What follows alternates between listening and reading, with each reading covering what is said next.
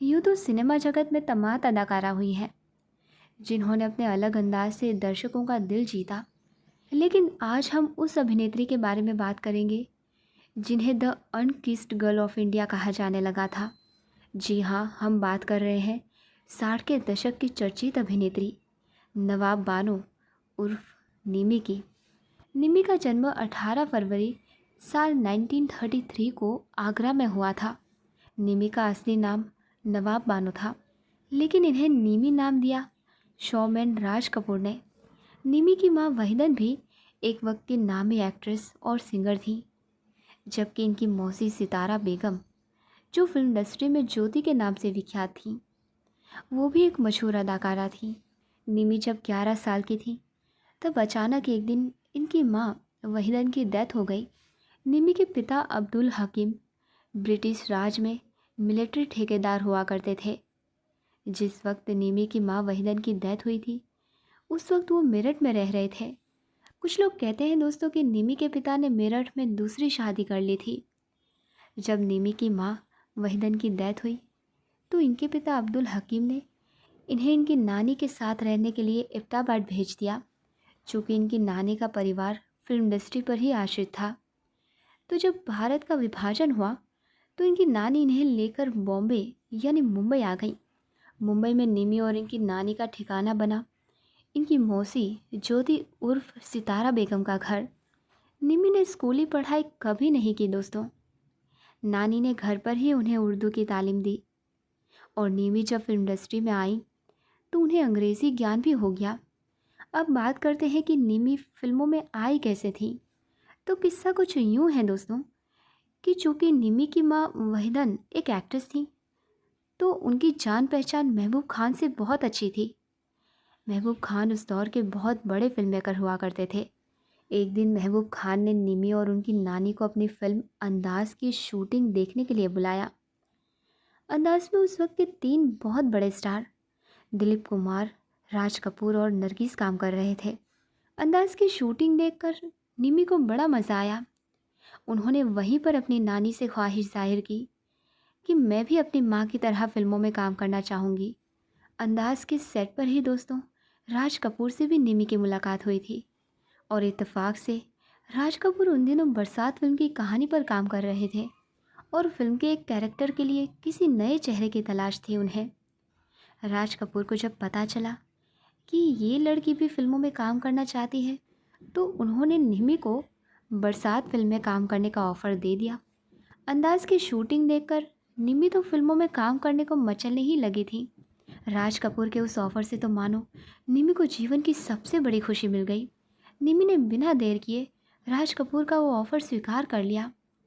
राज कपूर ने निमी को second lead role में कास्ट कर लिया और इस तरह निमी के पहले हीरो बने प्रेमनाथ, जबकि राज कपूर के अपोजिट थी नरगिस।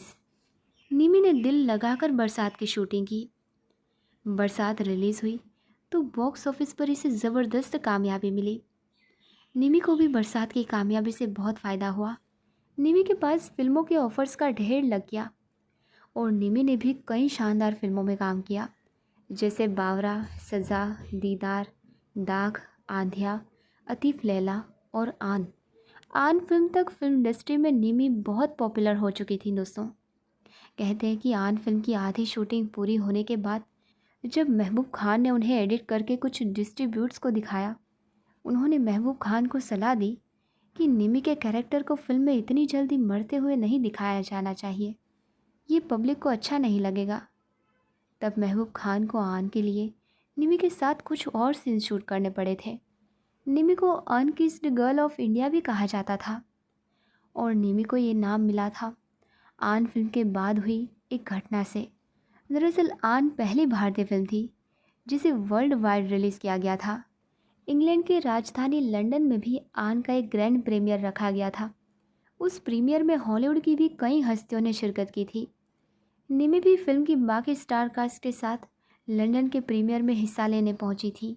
लंदन में आन का अंग्रेज़ी वर्ज़न रिलीज़ किया गया था और उसे नाम दिया गया था सैवेज प्रिंसेस।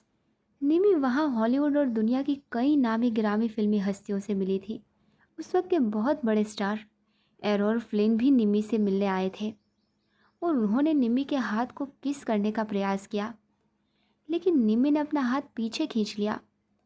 एरोल फ्लिन इससे काफ़ी हैरान हुए। निमी ने उनकी हैरानी भांपते हुए कहा कि मैं एक इंडियन गर्ल हूँ, हमारे यहाँ से सब नहीं चलता। इत्तेफाक से ये पूरा घटनाक्रम उस वक्त वहाँ मौजूद कुछ मीडिया कर्मियों ने भी देख लिया। बस फिर क्या था, अगले दिन यह घटना अखबारों की सुर्खियों का हिस्सा बन गई। अखबारों ने निमी के बारे में लिखा था, अनकिस्ड गर्ल ऑफ इंडिया।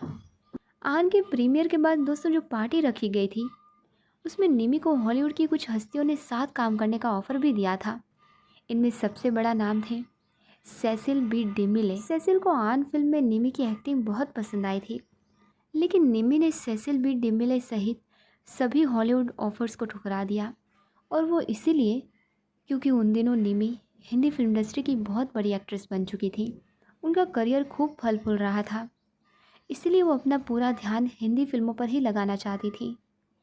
निमी की फिल्मोग्राफी पर नज़र डाली जाए दोस्तों, तो बहुत सारी ऐसी फिल्में हैं जिनमें निमी ने गांव की चुलबुली लड़की का कैरेक्टर प्ले किया था। आन फिल्म की सफलता से उत्साहित महबूब खान ने निमी को अपनी अगली फिल्म अमर में भी कास्ट कर लिया। इस फिल्म में भी निमी ने एक भोली भाली देहाती छोरी सोनिया का रोल निभाया था। इस फिल्म में दिलीप कुमार और मधुबाला भी थे।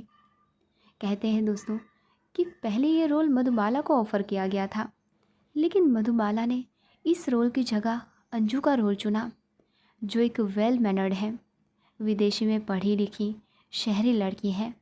निमी का करियर शानदार चल रहा था दोस्तों। उन्होंने अपने दौर के हर बड़े स्टार्स के साथ काम किया, हर बड़ी अदाकारा के साथ सिल्वर स्क्रीन शेयर की थी। निमी खुद उस ज़माने में बॉलीवुड की एक ग्रेट एक्ट्रेसेस में शुमार की जाती थी। लेकिन साल 1963 में निमी से एक बहुत बड़ी भूल हो गई, एक बहुत ही बड़ी भूल, और वो भूल निमी के करियर पर बहुत भारी पड़ी। मामला कुछ यूँ है दोस्तों कि साल 1963 में आई फिल्म मेरे महबूब में निमी को राजेंद्र कुमार के अपोजिट कास्ट करने का ऑफ़र दिया गया था। मेरे महबूब के डायरेक्टर थे HS रवेल। वो चाहते थे कि निमी फिल्म में राजेंद्र कुमार की हीरोइन बने, लेकिन न जाने क्यों निमी को कहानी में राजेंद्र कुमार यानी अनवर की बहन नज़्मा का कैरेक्टर बहुत भा गया। निमी अड़ गई कि वो यही कैरेक्टर निभाएंगी।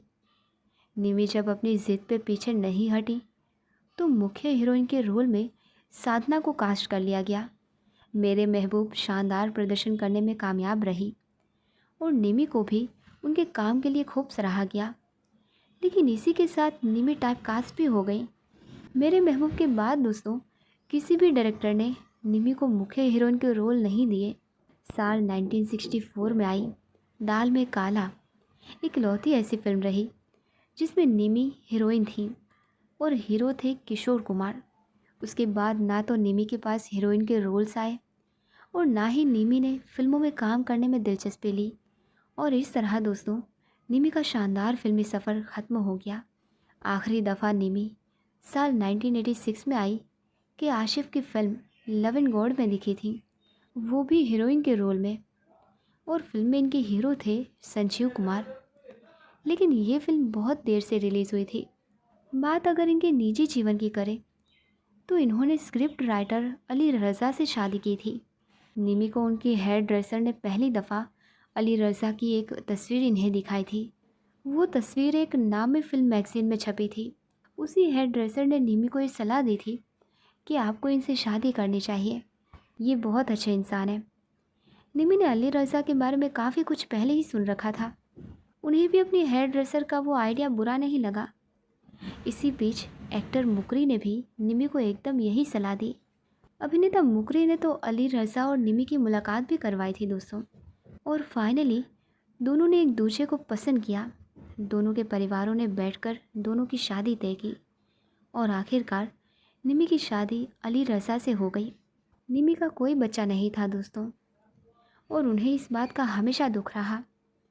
बाद में इन्होंने अपनी बहन के बेटे को गोद ले लिया था।